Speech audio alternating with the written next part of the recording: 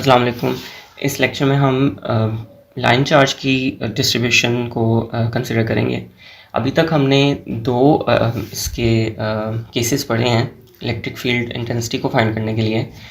एक हमने केस पढ़ा था पॉइंट चार्ज के पॉइंट ऑफ व्यू से कि पॉइंट चार्ज पे इलेक्ट्रिक फील्ड इंटेंसिटी का क्या इफ़ेक्ट होता है और उसका डायरेक्शन और उसकी इंटेंसिटी हमने फाइंड की थी, उसका मैग्नीट्यूड फाइंड किया था। इसी तरह से हमने वॉल्यूम चार्ज डिस्ट्रीब्यूशन के पॉइंट ऑफ व्यू से भी देखा कि एक वॉल्यूम ऑफ चार्ज मौजूद है, उस पर जो इलेक्ट्रिक फील्ड इंटेंसिटी है वो किस तरह से एक्ट करती है। और अब हम पढ़ेंगे लाइन चार्ज डिस्ट्रीब्यूशन का क्या इफेक्ट होता है, और इसके अलावा एक और टॉपिक सब टॉपिक इसमें रह गया है जो कि है शीट ऑफ चार्ज, यानी टू डायमेंशनल डिस्ट्रीब्यूशन अगर हो हमारे पास तो उसका क्या इफेक्ट आता है। तो अब इसका कॉन्सेप्ट समझने के लिए हमें प्रीवियस जो भी हमने कोऑर्डिनेट सिस्टम्स पढ़े थे उनके कॉन्सेप्ट्स को सामने रखना पड़ेगा। याद रखें कि जो line charge density point charge density थी, पॉइंट चार्ज डेंसिटी में हम डायरेक्टली उस पॉइंट को फोकस करके उसके हिसाब से इलेक्ट्रिक फील्ड इंटेंसिटी निकालते हैं, जबकि जो वॉल्यूम चार्ज डेंसिटी थी उसमें आपको याद होगा कि हमने क्यू की जगह रिप्लेस किया था उसका volume charge density rho v, और उस केस में हमने ट्रिपल इंटीग्रल इस जो है वो यूज़ किया था, क्योंकि वो तीनों डायमेंशंस में हमें कंसिडर करना पड़ता है। इस वजह से हमने उसका ट्रिपल इंटीग्रल निकाला। वॉल्यूम इंटीग्रल जो है वो ट्रिपल इंटीग्रल होगा। अब ये जो लाइन चार्ज डिस्ट्रीब्यूशन है इसका मतलब ये है कि ये एक सिंपल एक स्ट्रेट लाइन के अंदर जो चार्ज मौजूद है उसके हिसाब से किसी इर्द गिर्द के उसकी विसिनिटी में जो पॉइंट्स मौजूद हैं उन पे फील्ड लाइंस का क्या इफेक्ट है, यानी उस इलेक्ट्रिक फील्ड इंटेंसिटी किस तरह से एक्ट कर रही है। तो हम वो चीज़ अब पढ़ेंगे। जस्ट लाइक कंसिडर कि हमारे पास एक कार्टेशियन कोऑर्डिनेट सिस्टम है, सिलिंड्रिकल कोऑर्डिनेट सिस्टम के पॉइंट ऑफ व्यू से हम देखते हैं, क्योंकि यहाँ पे एग्जांपल सिलिंड्रिकल कोऑर्डिनेट सिस्टम के पॉइंट ऑफ व्यू से दी हुई है तो हम उसी को कंसिडर करेंगे। तो वैसे तो ये सारी चीज़ें सारी जो रूल्स हैं वो बाकी सारे कोऑर्डिनेट सिस्टम पर भी सेम तरीके से अप्लाई होते हैं, लेकिन हम यहाँ पर सिलिंड्रिकल कोऑर्डिनेट सिस्टम देख रहे हैं जिसमें स्पेसिफिकली आपको पता है कि ये रो फाई और जी होता है। Rho is from 0 to infinity, और फाई जो है फ्रॉम 0 to 2 पाई है, और जी जो है वो माइनस इन्फिनिटी से इन्फिनिटी है। तो वो सिलिंड्रिकल कोऑर्डिनेट सिस्टम जिसको हम कहते हैं just like this. So this is rho जो आप कह लो कि रेडियस है, दिस इज़ फाई जो एंगल है एक्सटेंड कर रहा है सिलेंडर का, और this is Z positive Z and this is negative Z. तो इस कोऑर्डिनेट सिस्टम को हम कंसिडर कर रहे हैं अपनी एप्लीकेशन उसको फाइंड करने के लिए, फील्ड लाइंस को फाइंड करने के लिए कि इलेक्ट्रिक फील्ड इंटेंसिटी क्या होगी उसके लाइन चार्ज डिस्ट्रीब्यूशन के पॉइंट ऑफ व्यू से। नाउ कंसिडर कि एक हमारे पास जो जी एक्सिस है उसके अलोंग इसके अलोंग एक्सटेंड कर रहा है लाइन चार्ज की डिस्ट्रीब्यूशन, यानी कि सिर्फ एक एक्सिस में चार्ज की डिस्ट्रीब्यूशन है, और इस केस में स्पेसिफिकली सिर्फ जी पर पूरे along the straight line from minus infinity to plus infinity जो चार्ज की डिस्ट्रीब्यूशन है। तो अगर हम ये केस कंसिडर करें तो उसके हिसाब से जो इर्द गिर्द का उसका रीजन है उस पर अगर किसी भी पॉइंट पर हम field electric field intensity find करना चाहें तो वो किस तरह से हम फाइंड कर सकते हैं और उसका क्या रोल है। अब इस चीज़ को आंसर करने के लिए वॉल्यूम चार्ज के केस में तो हमने तीनों जितने भी जो भी कोऑर्डिनेट सिस्टम हम फॉलो कर रहे हैं उसमें जितने भी कोऑर्डिनेट्स हैं उनके कंपोनेंट्स जो हैं वो रिजॉल्व होते हैं, लेकिन इस केस में ऐसा नहीं है। लाइन चार्ज डिस्ट्रीब्यूशन में हम क्या करते हैं, हम जिस एक्सिस के अलोंग जो लाइन एक्सटेंड कर रही है, क्योंकि ये एक लाइन ऑफ चार्ज है, तो जिस एक्सिस के अलोंग ये लाइन एक्सटेंड कर रही है उसके पॉइंट ऑफ व्यू से हम बाकी एक्सिस को कंसिडर करते हैं, और हम जो भी क्वांटिटी फाइंड कर रहे हैं, फॉर एग्जांपल इस केस में इलेक्ट्रिक फील्ड इंटेंसिटी फाइंड कर रहे हैं, तो इस जो इलेक्ट्रिक फील्ड इंटेंसिटी है उसका दो चीज़ों पे इफेक्ट हमने देखना है।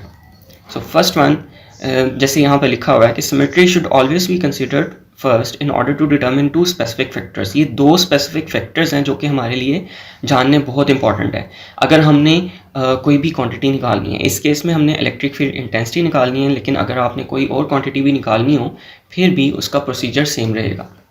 तो ये दो क्वेश्चंस का आंसर करना बहुत ज़रूरी है so that we can put the values in our equations. ठीक है, तो इसमें पहला क्वेश्चन ये हमने आंसर करना है कि with which coordinates the field does not very, यानी जो फील्ड है इस केस में इलेक्ट्रिक फील्ड इंटेंसिटी है वो किस कोऑर्डिनेट्स के हिसाब कोऑर्डिनेट या किस एक्सिस के हिसाब से ये वेरी नहीं कर रही, या इन अदर वर्ड्स किस एक्सिस के हिसाब से वेरी कर रही है। वो एक भी हो सकता है, वो एक से ज़्यादा भी हो सकते हैं, और मोस्ट ऑफ द केसेस में क्योंकि ये सिंगल एक्सिस है तो मोस्ट ऑफ द केसेस में एक ही एक्सिस जो है वो एक्ट करेगा। और दूसरा क्वेश्चन ये होगा कि which components of the field are not present, यानी कौन से कंपोनेंट्स इसमें प्रेजेंट नहीं है। वॉल्यूम चार्ज डेंसिटी में तीनों कंपोनेंट्स प्रेजेंट थे, उसमें हम किसी चीज़ को इग्नोर नहीं कर सकते। लाइन चार्ज डिस्ट्रीब्यूशन में ऐसा नहीं है, इसमें हमें बाकी चीज़ों को भी कंसिडर करना पड़ता है। सो अब इस क्वेश्चन का आंसर करने की कोशिश करते हैं, इन दोनों क्वेश्चंस के आंसर करने की कोशिश करते हैं। सो पहला क्वेश्चन ये है कि कौन से कोऑर्डिनेट्स के पॉइंट ऑफ व्यू से फील्ड जो है वो वेरी नहीं करती। सो इसकी बजाय हम अगर इस डायग्राम को कंसिडर करें तो थोड़ा सा ज़्यादा क्लियर आपको अंडरस्टैंडिंग हो जाएगी। तो अगर कंसिडर करें कि ये एक जो आपकी फील्ड लाइंस हैं, जो इलेक्ट्रिक फील्ड है इंटेंसिटी है, ये अलॉन्ग जी एक्सिस है extending from positive to negative side, यानी पॉजिटिव साइड पर भी उतना ही है जितना नेगेटिव साइड पर है। सो इन्फिनिट लाइन ऑफ चार्ज है आपके पास जिसमें चार्ज इक्वली डिस्ट्रीब्यूट हुआ है। तो अब हम बारी बारी, क्योंकि हम सिलेंड्रिकल कोऑर्डिनेट सिस्टम को कंसिडर कर रहे हैं, तो सिलेंड्रिकल कोऑर्डिनेट सिस्टम में हमारे पास तीन एक्सिस जो हैं वो होते हैं रो, फाई और जी। हम बारी बारी एक्सिस को कंसिडर करके हम देखते हैं कि क्या ये पर्टिकुलर कोऑर्डिनेट इस फील्ड लाइन पर उस पर फील्ड लाइन के साथ वेरी हो रहा है या नहीं, या इनका कोई इफेक्ट है या नहीं है। सो पहले देखते हैं रो। अब रो जो है ये आपको जैसे नज़र आ रहा है, दिस एक्सटेंड्स आउटवर्ड्स। ठीक है, तो अगर मैं रो को वेरी करूं, फॉर एग्जांपल एक रो ये है और एक रो फॉर एग्जांपल इससे थोड़ा सा बढ़ा लें, इंक्रीज़ कर लें, और आपकी क्योंकि ये हम ये कंसिडर कर रहे हैं कि अलॉन्ग द जी एक्सिस ये एक्सटेंड हो रही है, जो field line electric field intensity है वो इलेक्ट्रिक फील्ड जो है ये जो लाइन ऑफ चार्ज है ये एक्सटेंड कर रही है अलॉन्ग जी एक्सिस। ठीक है, तो अगर आपको याद है कि कूलम्स लॉ ये स्टेट करता है कि इन थ्योरी कि आप जितना चार्ज से दूर होते जाएंगे उतनी ही फील्ड जो है वो आपकी वीक होती जाएगी, जितना चार्ज के नज़दीक आते जाएंगे उतनी ही फील्ड जो है वो स्ट्रॉन्ग होती जाएगी। तो यहाँ पर अगर आप ऑब्ज़र्व करें कि अगर मेरा एक रो ये है और दूसरा अगर मैं एक्सटेंड करके इससे बड़ा सर्कल ड्रॉ करता हूँ, इससे बड़ा वाला सिलेंडर ड्रॉ करता हूँ, तो उसमें और इसमें फ़र्क ये होगा कि ये जो स्मॉलर सिलेंडर है ये इसमें फील्ड ज़्यादा स्ट्रॉन्ग होगी compare to this outer bigger cylinder, क्योंकि अब जो दूसरे वाला सिलेंडर है, बड़े वाला सिलेंडर, उस केस में जो चार्ज है वो इससे दूर चला गया, उसकी विसिनिटी से दूर चला गया। तो ऑब्वियसली यहाँ से हमें ये फैक्ट नज़र आ रहा है कि रो के चेंज करने से, यानी इस एक्सिस के चेंज करने से फील्ड को फ़र्क पड़ रहा है। इसका मतलब कि ये कोऑर्डिनेट जो है इसके बगैर आपका इस पे फील्ड का इफेक्ट है। अब कंसिडर करते हैं मतलब ये जो मैंने अभी आपको एग्जांपल दी है, ये मैं बताना भूल गया आपको कि इसमें जो बाकी दो कोऑर्डिनेट्स हैं उनको हम फिक्स रख रहे हैं। फॉर एग्ज़ाम्पल अगर हम यही कंसिडर करें और यही वाला रीजन कंसिडर करें, ये जी एक्सिस पर है, पर ये पॉइंट है, और हमारे पास जो फाई है वो 2 पाई पे एक्सटेंड कर रहा है। तो क्योंकि ये हमने कांस्टेंट रखे हैं, सिर्फ हम इसको वेरी कर रहे हैं, रो को वेरी कर रहे हैं। Rho extends outwards from 0 to infinity. तो ये अगर हम रो को वेरी करेंगे तो उसका फील्ड पर इफेक्ट आएगा, यानी फील्ड यहाँ स्ट्रॉन्ग होगी या वीक होगी। अब बाकी दो एक्सिस को भी कंसिडर करते हैं कि क्या उनके चेंज करने से और क्या उनके चेंज करने से फील्ड को कोई इफ़ेक्ट पड़ता है, या जो हम क्वांटिटी मेजर कर रहे हैं उसको कोई इफ़ेक्ट पड़ता है कि नहीं पड़ता। तो अब देखते हैं दूसरा वाला कोऑर्डिनेट जो कि है फाई। अगर हम कंसिडर करें कि z फिक्स है, z भी फिक्स है और आपका रो भी फिक्स है, जैसे कि ये केस है, इसमें रो ये है 1 सेंटीमीटर और z जो है वो 2 सेंटीमीटर है, ये फिक्स हो गए। लेकिन अगर हम फाई को वेरी करते जा रहे हैं, अगर फाई फॉर एग्जांपल हमारे पास 90 है तो वो यहाँ पे होगा कहीं पे, अगर 180 है तो वो कहीं यहाँ पर होगा, अगर 270 है तो कहीं यहाँ पर होगा, और अगर 0 या 180 360 है तो वो कहीं यहाँ पर होगा। तो आप खुद ऑब्जर्व करें कि क्या अगर मैं यहाँ से या यहाँ पे मूव करता हूँ, या यहाँ पे मूव करता हूँ, या यहाँ पे मूव करता हूँ, कहीं भी फिक्स्ड रो और जी के केस में क्या अगर मैं फाई को चेंज करता हूँ तो क्या फील्ड पे कोई इफेक्ट पड़ेगा? नहीं पड़ेगा, क्योंकि ये सेम विसिनिटी के अंदर है। फील्ड आपकी जो चार्ज है वो आपका अलॉन्ग जी एक्सिस है, एक्सटेंड हो रहा है from minus infinity to plus infinity. तो along this same point C and same rho आपकी फील्ड जो है वो अगर एंगल चेंज करेंगे या फाई की वैल्यू चेंज करेंगे तो उससे आपकी फील्ड को कोई इफेक्ट नहीं पड़ेगा। जो इस पॉइंट ऑफ रेफरेंस से इस ये जो इलेक्ट्रिक फील्ड इंटेंसिटी है यहाँ पर या यहाँ पर या यहाँ पर अलॉन्ग दिस सर्कल, ये हमेशा सेम ही रहेगी। तो इससे हमें ये पता लगा कि फाई जो है वो कोऑर्डिनेट इसको चेंज करने में रोल प्ले नहीं कर रहा, यानी इसके चेंज करने से जो फील्ड जो हम क्वांटिटी मेजर करना चाह रहे हैं, just like in this case electric field intensity, वो चेंज नहीं होती। सो फाई का कोई इफेक्ट नहीं है। अब तीसरा कोऑर्डिनेट करते हैं, जी की बात करते हैं कि जी अगर मैं चेंज करूं और बाकी दो को फिक्स रखूं, जैसे फॉर एग्जांपल रो यही 1 सेंटीमीटर है और फाई आपका 2 पाई ही है, तो अगर मैं रो जी को यहाँ पे करूँ कंसिडर और यहाँ पे करूँ, जैसे यहाँ पे 2 पॉइंट्स दिए हुए हैं, क्योंकि अब मैं जी को चेंज कर रहा हूँ, तो क्योंकि मैं along this minus infinity to plus infinity Z के along same type of charge है और सेम तरीके से वेरी कर रहा है, मतलब फिक्स चार्ज है अलॉन्ग दिस स्ट्रेट लाइन, तो चाहे मैं इस पॉइंट पे कंसिडर करूं या इस पॉइंट पे कंसिडर करूं, फील्ड का इफेक्ट एक जैसा ही होगा, इसमें कोई चेंज नहीं आएगा। तो इसका मतलब कि जी को चेंज करने से भी फील्ड में चेंज या जो हम क्वांटिटी मेजर करना चाहते हैं उसमें कोई चेंज नहीं कर पाएगा। सो यहाँ से हम प्रोसेस ऑफ एलिमिनेशन अगर यूज़ करें तो हमें पता लगता है कि सिर्फ एक कोऑर्डिनेट है जो कि हमारी रिक्वायर्ड क्वांटिटी जो कि है इलेक्ट्रिक फील्ड इंटेंसिटी, उस पे एक्ट कर रहा है, और उसके वेरी करने से हमारी जो फील्ड है या जो हमारी रिक्वायर्ड डिज़ायर्ड क्वांटिटी है वो चेंज हो रही है, वेरी हो रही है, जो कि है रो। बाकी जी और फाई को चेंज करने से हमारी जो फील्ड इंटेंसिटी है वो चेंज नहीं होगी। एक ऑब्जर्वेशन हमारे पास ये आ गया, यानी एक क्वेश्चन का आंसर आ गया हमारे पास। जो कि क्वेश्चन था, मैं रिपीट करता हूँ, जो क्वेश्चन था ये, with which coordinates the field does not very. तो ये कौन से दो कोऑर्डिनेट्स हैं? वो हैं हमारे पास फाई और जी। इनको चेंज करने से हमारी फील्ड चेंज नहीं होती, वेरी नहीं होती। अब दूसरा क्वेश्चन है, which components of fields are not present. उसके लिए भी उसके लिए हम इस डायग्राम को कंसिडर करते हैं। अब हमने फाइंड करना है कि कौन से कंपोनेंट्स जो हैं वो प्रेजेंट हैं और कौन से कंपोनेंट्स प्रेजेंट नहीं हैं। तो कंसिडर कि हमारे पास कोई भी एक पॉइंट है, ये अलॉन्ग द, ये तो आपको पता लग गया कि अलॉन्ग द जी, बल्कि वही डायग्राम दोबारा से कंसिडर करते हैं, उससे ज़्यादा इजी होगा। अब आपको ये पता लग गया कि अलॉन्ग द जी हम अगर कंसिडर करें कि हमारी फील्ड है, हमारी चार्ज की डिस्ट्रीब्यूशन है from minus infinity to plus infinity, तो क्या है कि अगर हम कोई भी पॉइंट कंसिडर करें इसकी विसिनिटी में जिस पे हमने फील्ड फाइंड करनी है, यहाँ पे तो चार्ज की डिस्ट्रीब्यूशन है। अब इस चार्ज की डिस्ट्रीब्यूशन से इसकी विसिनिटी में फील्ड लाइन किस तरह से एक्ट करेंगी या इलेक्ट्रिक फील्ड इंटेंसिटी किस तरह से एक्ट करेगी किसी भी पॉइंट पे इस पूरी की पूरी विसिनिटी में, हम वो फाइंड करना चाहते हैं। तो अगर फॉर एग्जांपल कोई एक पॉइंट ये है, ठीक है, उस पॉइंट पे हम फाइंड करना चाहते हैं field intensity, electric field intensity इस पूरी लाइन चार्ज डिस्ट्रीब्यूशन के पॉइंट ऑफ व्यू से। तो हम अब दूसरे क्वेश्चन का आंसर करना चाहते हैं कि कौन से ऐसे कंपोनेंट्स हैं इन तीनों एक्सिस में से जो कि इस पॉइंट पर एक्ट करके उसको उसको कैलकुलेट करने में रोल प्ले करेंगे। तो सबसे पहले है इसमें रो।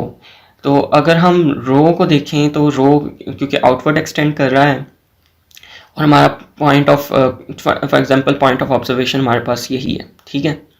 तो पॉइंट ऑफ ऑब्जर्वेशन यानी जिस पॉइंट पे हमने फील्ड फाइंड करनी है वो हमारे पास यही है।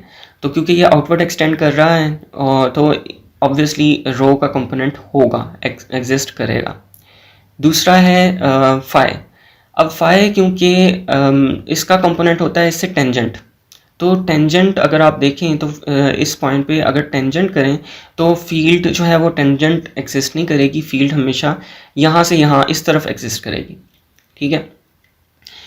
मतलब रो का जो कंपोनेंट है वो इस पर एक्ट करेगा, इसके हिसाब से वेरी करेगा।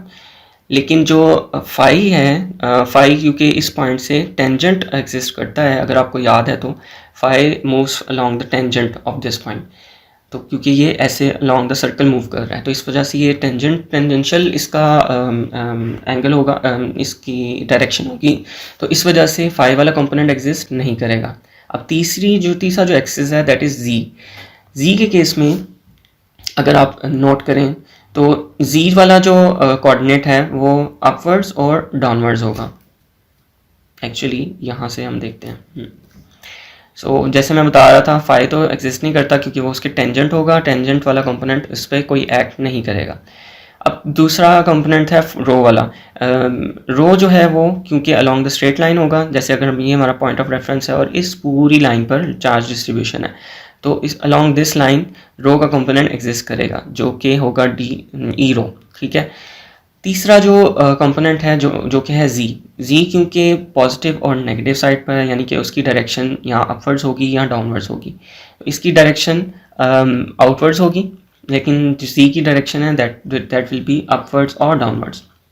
तो अगर हमारा for example point of reference ये है जिस पॉइंट पे हमने फील्ड फाइंड करनी है, रिक्वायर्ड क्वांटिटी फाइंड करनी है, उस पे हम अगर फाइंड करना चाहें तो अगर फॉर एग्जांपल ये वाला इस पॉइंट से हम फाइंड करना चाहते हैं कि इस पॉइंट से इस पॉइंट पर क्या फील्ड का इफेक्ट है, तो इस पॉइंट से इस पॉइंट पर जो ओवरऑल फील्ड होगी, फील्ड लाइन जो इलेक्ट्रिक फील्ड इंटेंसिटी है उसका जो यूनिट वेक्टर है वो इस तरफ पॉइंट करेगा। लेकिन इस पर जो z के कॉरस्पॉन्डिंग जो कंपोनेंट होगा दैट विल पॉइंट डाउनवर्ड्स, ठीक है, क्योंकि ये या तो अपवर्ड्स होगा या डाउनवर्ड्स होगा इसका कंपोनेंट। जो रो है इसका कंपोनेंट आउटवर्ड्स होगा, लेकिन z का कंपोनेंट या अपवर्ड होगा या डाउनवर्ड होगा। तो क्योंकि ये यहाँ से यहाँ पे एक्ट कर रहा है तो ये डाउनवर्ड्स होगा। अगर तो यहाँ से तो हमें ये लग रहा है कि z का कंपोनेंट इस पर एक्ट करता है अलॉन्ग विद रो। लेकिन अगर आप इसी लाइन को, क्योंकि हमने ये कंसिडर किया है कि पूरी की पूरी लाइन पर यानी माइनस इन्फिनिटी से प्लस इन्फिनिटी तक ये सेम वे में एक्ट कर रहा है, तो अगर हम इसी लाइन को एक्सटेंड करें in the negative side, negative z side पर हम एक्सटेंड करें तो ऑब्वियसली जैसे यहाँ पे प्लस जी डैश पॉइंट है, इसी तरह से यहाँ पे सेम जगह पर माइनस जी डैश भी पॉइंट होगा जो कि सेम वे में यहाँ पर एक्ट कर रहा होगा। तो क्या होगा कि क्योंकि ये अपवर्ड्स मूव कर रहा है तो इसका जो यूनिट वेक्टर होगा दैट विल पॉइंट अपवर्ड्स। तो इन अदर वर्ड्स जो भी पॉइंट ऑफ रेफरेंस होगा उससे जो पॉइंट जी के निकलते होंगे, जी के जो भी यूनिट वेक्टर निकलते होंगे या कंपोनेंट निकलते होंगे, वो कंपोनेंट एक दूसरे से कैंसिल कर देंगे। यानी क्योंकि ये माइनस इन्फिनिटी से प्लस इन्फिनिटी तक एक्सटेंड कर रहा है, ये पूरी की पूरी लाइन एक्सटेंड कर रही है, तो जो भी आप पॉइंट ऑफ रेफरेंस होगा जिस पॉइंट पे मर्जी फाइंड करें, चाहे यहाँ पे हो चाहे यहाँ पर हो, तो वो उसमें जी के जितने भी कंपोनेंट्स होंगे वो एक दूसरे के इफेक्ट को कैंसिल कर देंगे। From positive side to negative side वो बैलेंस आउट होकर एक दूसरे के इफेक्ट को कैंसिल करेंगे। एग्जिस्ट ज़रूर करेंगे लेकिन वो एक दूसरे के इफेक्ट को कैंसिल आउट करेंगे। तो जिसकी वजह से हम ये इजीली कह सकते हैं कि जी का कंपोनेंट नॉन एग्जिस्टेंट है क्योंकि वो एक दूसरे को के इफेक्ट को कैंसिल आउट कर रहे हैं। So only existing component will be the rho component. तो यहाँ से हमारा दूसरा क्वेश्चन का भी आंसर हो गया कि which component of fields are not present. जो फाई है वो तो बिल्कुल भी प्रेजेंट नहीं है, लेकिन जो जी है वो प्रेजेंट है, लेकिन एक दूसरे के इफेक्ट को कैंसिल कर रहे हैं, तो इसलिए वो भी नॉन एग्जिस्टेंट है। So only existing component will be rho. ये दो क्वेश्चंस का आंसर हो गया। अब हम अपनी दोबारा से आते हैं इलेक्ट्रिक फील्ड इंटेंसिटी की, इलेक्ट्रिक फील्ड इंटेंसिटी के जो बेसिक इक्वेशन थी उसकी तरफ। यहाँ पे डी के वन होगी, उसी में ही हमने रिप्लेसमेंट करनी है, तो हम उसी की तरफ दोबारा आते हैं। जो इलेक्ट्रिक फील्ड इंटेंसिटी है दैट इज गिवन बाय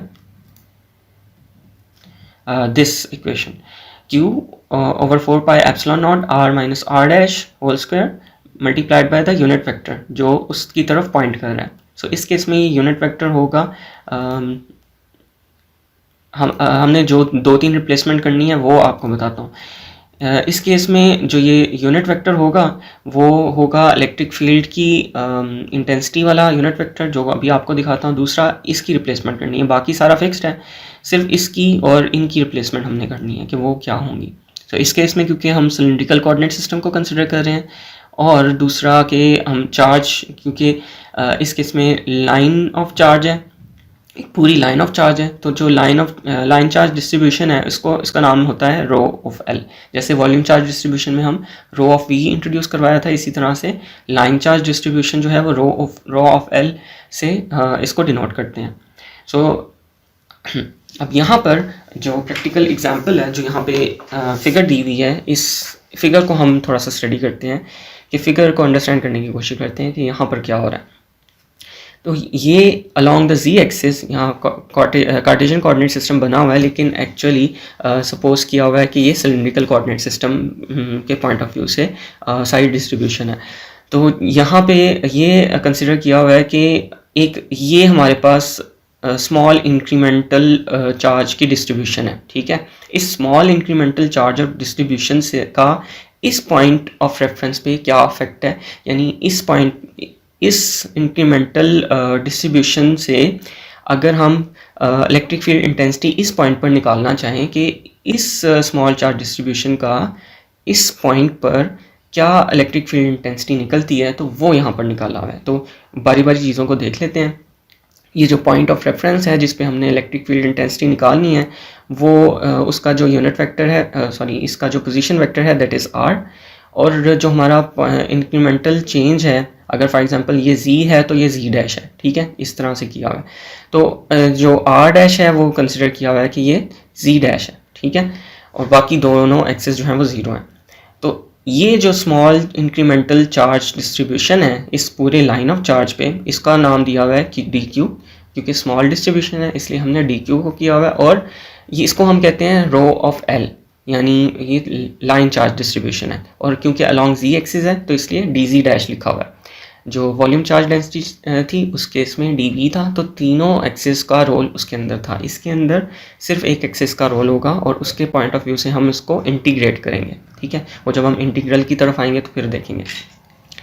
तो इस स्मॉल इंक्रीमेंटल चार्ज डिस्ट्रीब्यूशन जो कि लाइन ऑफ चार्ज डिस्ट्रीब्यूशन पे एग्जिस्ट करता है, इससे इसका इस पॉइंट पर क्या अफेक्ट है, कि किस तरह की फील्ड इंटेंसिटी है और किस डायरेक्शन में है, वो हम कर रहे हैं। अभी हमने दो क्वेश्चंस का आंसर किया है कि अगर ये हमारे पास पूरी लाइन पर एग्जिस्ट करती है और हम इस स्मॉल इंक्रीमेंटल चार्ज का अफेक्ट इस पर देखना चाहते हैं, तो एक तो कौन से कोऑर्डिनेट्स इस पर एक्ट करेंगे और कौन से कंपोनेंट्स मौजूद होंगे। तो सिर्फ और सिर्फ हमने देखा था कि रो जो कोऑर्डिनेट है, रो जो एक्सिस है, वो एक्ट करता है इस फील्ड को वेरीफाई करने में, या इस फील्ड को की एग्जिस्टेंस को प्रूव करने में।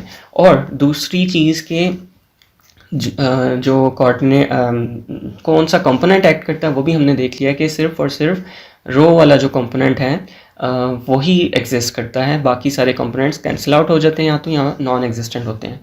तो अब क्योंकि हम इस इंक्रीमेंटल चार्ज से यहाँ तक आ रहे हैं, तो ये ऑब्वियसली जो ये इसका वेक्टर होगा, position vector, that will be r minus r dash, और जो इसका यूनिट वेक्टर होगा वो इस डायरेक्शन में पॉइंट करेगा, क्योंकि यहाँ से यहाँ पे एक्ट कर रही है फील्ड। जो रो का कंपोनेंट है वो इस डायरेक्शन में होगा, जो रो का यूनिट वेक्टर, जो z का यूनिट वेक्टर है वो अपवर्ड्स या डाउनवर्ड्स होगा। तो क्योंकि अपवर्ड्स और डाउनवर्ड्स दोनों एग्जिस्ट कर रहे हैं, इन्फिनिट लाइन ऑफ चार्ज है, तो इस वजह से उनका इफेक्ट कैंसिल आउट हो जाता है। अब हम आते हैं अपनी दोबारा इक्वेशन की तरफ कि इक्वेशन जो है वो किस तरह से होगी। जैसे अभी देखा था हमने, हम स्मॉल इंक्रीमेंटल चार्ज डिस्ट्रीब्यूशन की बात कर रहे हैं, तो उसमें जो चार्ज है that will be given by rho L D z dash. तो अगर हम उसको रिप्लेस करें और यहाँ पर आर और आर डैश को रिप्लेस करें, बाकी सारी इक्वेशन वही है, आप इसको वेरीफाई कर सकते हैं। आर और आर डैश को रिप्लेस करें तो हमें यहाँ से ये पता लग रहा है कि आर जो है, क्योंकि ये पॉइंट इस केस में वाई एक्सिस पर है, तो आर जो है that is y equal to y. और क्योंकि हम सिलेंड्रिकल कोऑर्डिनेट सिस्टम की बात कर रहे हैं, तो यहाँ पे आर जो है वो रो के इक्विवेलेंट है, रो स्मॉल रो, जो कि रो एक्सिस की वैल्यू है, कोई भी वैल्यू हो सकती है रो की। तो वो होगा रो रो ए रो, इसका यूनिट वेक्टर, ठीक है। और जो आर डैश है that is z dash d z dash और बाकी ए जी, ठीक है। और आर माइनस आर डैश बनेगा फिर ए rho minus A ji, row A rho minus ji dash ए जी, ठीक है। तो ये कुछ वैल्यूज़ जो हैं वो गिवन आ गई हैं। तो इनको अगर हम रिप्लेस करें इस इक्वेशन में, तो हमारे पास जो small incremental electric field intensity है उस चार्ज डिस्ट्रीब्यूशन के पॉइंट ऑफ व्यू से, उसके हिसाब से वो हमारे पास कुछ इस तरह से आती है। लेकिन ये इक्वेशन पूरी नहीं है। अब क्योंकि हमने ये ऑब्जर्व किया था, ये तो हमने सिर्फ रिप्लेसमेंट की हैं कि कौन से कंपोनेंट्स हैं जो ऐड कर रहे हैं, और वो सॉरी कौन से आर की वैल्यू क्या है और आर डैश की वैल्यू क्या है और चार्ज डिस्ट्रीब्यूशन क्या है।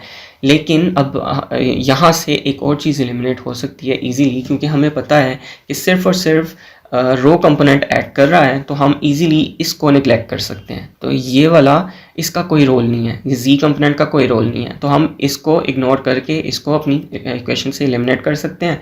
तो हमारे पास जो इक्वेशन बचती है फाइंड करने के लिए इलेक्ट्रिक फील्ड इंटेंसिटी को, वो अकॉर्डिंग टू रो कंपोनेंट बचती है। तो रो कंपोनेंट के पॉइंट ऑफ व्यू से हमारे पास जो इक्वेशन आती है that is rho l rho d z dash divided by 4 pi epsilon naught, बाकी ये क्वांटिटी एज इट इज़ रहेगी क्योंकि ये स्केलर्स हैं।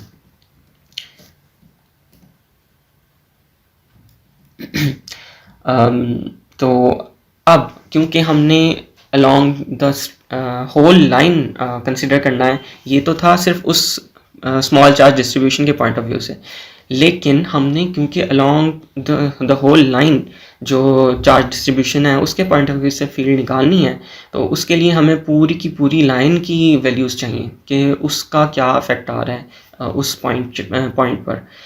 तो उसके लिए हम वैल्यूज़ को सम अप करेंगे सारों को, या तो इंडिविजुअल निकालें, क्योंकि माइनस इन्फिनिटी से प्लस इन्फिनिटी तक एक्सटेंड कर रहे हैं, तो बेहतर तरीका ये होता है कि हम उसको इंटीग्रेट कर दें सम की जगह। तो हम इंटीग्रेट करेंगे इस पूरी इक्वेशन को with respect to z dash, क्योंकि ये भी हमारे पास क्वांटिटी ऑलरेडी है। डी जी डैश के पॉइंट ऑफ व्यू से हम इसको इंटीग्रेट करेंगे, और क्योंकि अलॉन्ग द जी एक्सिस है, और जैसे मैंने आपको क्वेश्चंस में भी बताया कि लिमिट जो है इसकी इंटीग्रल की आपने हमेशा लगानी है, और वो कौन सी होगी, जो आपके एक्सिस की लिमिट्स होंगी। अगर गिवन है तो आपने वो गिवन लिमिट्स लगानी है, और अगर नहीं गिवन तो आपने उसकी बाय डिफ़ॉल्ट जो लिमिट्स हैं वो लगानी है। इस केस में जी एक्सिस की बाय डिफ़ॉल्ट लिमिट्स हैं माइनस इन्फिनिटी से इन्फिनिटी, सो यहाँ पे माइनस इन्फिनिटी से इन्फिनिटी इंटीग्रल की लिमिट लगाई हुई है। तो अगर हम इसको जी के हिसाब से इंटीग्रेट करें, तो इसकी रिप्लेसमेंट करें Z dash is equal to rho of cot theta, और तो हमारे पास कुछ ये वैल्यू बन के आती है। अब क्योंकि ये यहाँ पे भी इंटीग्रल के जो शॉर्टकट टेबल्स हैं वो यूज़ हुए हुए हैं, तो आप वही टेबल को कंसिडर करके इसकी इंटीग्रेशन अगर सॉल्व करें और उसमें minus infinity to plus infinity place करें, तो हमारे पास ये एट द एंड रिजल्ट आता है। क्योंकि बाकी सारी चीज़ें कांस्टेंट हैं तो उनको इजीली हम बाहर कर सकते हैं, सिर्फ और सिर्फ जी के हिसाब से जो वेरी कर रही हैं, क्योंकि जी के हिसाब से हमने इंटीग्रेशन करनी है, तो जी वाली जो वैल्यूज़ हैं वो सिर्फ इसके अंदर रहेंगी, बाकी सारी जो हैं वो बाहर आ जाएंगी। तो इसकी अगर हम इंटीग्रेशन करें और उसमें लिमिट्स पुट करें माइनस इन्फिनिटी टू इन्फिनिटी, तो हमारे पास कुछ ये वैल्यूज़ आती हैं। ई रो इज़ इक्वल टू, क्योंकि रो का कंपोनेंट ही है इसमें एग्जिस्ट करता है, तो ये आएगा हमारे पास rho of L divided by 2 pi epsilon nought rho. ठीक है, तो यहाँ पे finally E is equal to rho L over 2 pi epsilon nought rho A rho, क्योंकि ए रो के हिसाब से यानी रो के हिसाब से इसका कंपोनेंट जो है वो एग्जिस्ट करेगा, बाकी सारे कैंसिल आउट हो जाएंगे। तो ये एक्चुअली हमने इलेक्ट्रिक फील्ड इंटेंसिटी निकाली है due to infinite line of charge.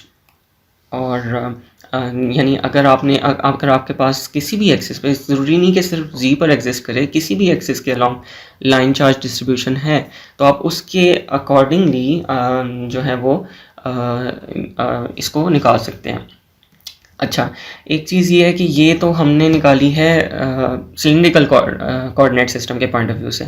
हम कार्टेशियन कोऑर्डिनेट सिस्टम को भी इसी तरह से निकाल सकते हैं, उसमें रिप्लेसमेंट होगी इसकी, और इसी तरह से स्फेरिकल कोऑर्डिनेट सिस्टम में भी निकाल सकते हैं, उसमें इसकी रिप्लेसमेंट होगी। यानी आपने इसका फार्मूला जो है वो उसको ही रिप्लेस करना है और कुछ नहीं। अगर आपको ये पता है तो आप इसकी रिप्लेसमेंट वाले फार्मूले लगा के आप दूसरे कोऑर्डिनेट सिस्टम में भी कन्वर्ट कर सकते हैं इसको। अब जैसे एक ये एग्जांपल दी हुई है कि ज़रूरी नहीं कि हमेशा लाइन चार्ज डिस्ट्रीब्यूशन आपके जी एक्सिस के अलॉन्ग ही हो, जी एक्सिस से हट के यहाँ पर एक लाइन बताई हुई है जिसके कोऑर्डिनेट्स हैं 680 और 680। ठीक है, इस लाइन पर पूरी की पूरी लाइन पर चार्ज की डिस्ट्रीब्यूशन है, तो इसके पॉइंट ऑफ व्यू से जो इक्वेशन बनेगी वो कुछ इस तरह से होगी, x-6 का होल स्क्वायर प्लस y-8 का whole square and so on. You can see this for reference. और ये z का ही फंक्शन, z का फंक्शन बनता ही नहीं है। ठीक है, यहाँ पे एक्चुअली जो दिया हुआ है हमारे पास वेक्टर, यूनिट वेक्टर, वो along x and y axis है। यानी अब हम रो जो है उस यानी सिलिंड्रिकल कोऑर्डिनेट सिस्टम में बात नहीं कर रहे, हम कार्टेशियन कोऑर्डिनेट सिस्टम में बात कर रहे हैं। तो you can see that too कि यहाँ पे ये कैसे एक्ट कर रही है। तो एक थोड़ा सा आपको ओवरव्यू दे देता हूँ। यहाँ पे x 6 है और y 8 है, और z जो है वो वेरी कर रही है फ्रॉम 0 टू z। तो हम इस के पॉइंट ऑफ व्यू से जो हमारे पास वेक्टर्स बनते हैं वो हम यहाँ पे रिप्लेस करेंगे। तो ये जो यूनिट वेक्टर बनता है इसका वो होगा r और r डैश, और ये बनेगा r जो है वो है x-6 और y-8, और उसके हिसाब से हमारे पास जो यूनिट वेक्टर है वो डिफाइन होगा। यहाँ पे यूनिट वेक्टर की रिप्लेसमेंट है और बाकी सारी चीज़ें क्वांटिटी वैसे की वैसी है। और क्योंकि हमने पूरी की पूरी लाइन पे, अगर ये भी इन्फिनिट एग्जिस्ट करेगी तो इन्फिनिट के लिए हमने वो पूरी की पूरी लाइन को इंटीग्रेट करना है, तो हम यहाँ पे इंटीग्रल निकाल देंगे और हमारे पास वैल्यू आ जाएगी along using the Cartesian coordinate system. I hope कि आपको अब पता लग गया, आप you have a clear understanding of line charge distribution. यानी एक लाइन के अलॉन्ग अगर आपकी चार्ज की डिस्ट्रीब्यूशन है तो उसके हिसाब से फील्ड, इलेक्ट्रिक फील्ड इंटेंसिटी किस तरह से एक्ट करती है, और उसकी विसिनिटी में अगर हमने किसी भी पॉइंट पर इलेक्ट्रिक फील्ड इंटेंसिटी फाइंड करनी हो तो वो किस तरह से फाइंड कर सकते हैं।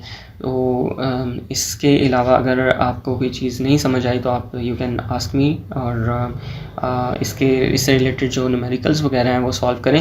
अगर मेरे पास मैं कोशिश करूँगा कि इसका भी ये जो क्वेश्चन है ड्रिल प्रॉब्लम, इसको भी सॉल्व करके आपको फॉरवर्ड कर दूँ, लेकिन आप कोशिश करें कि ख़ुद से पहले सॉल्व करें इसको, ताकि आपकी क्लियर अंडरस्टैंडिंग इसमें हो जाए।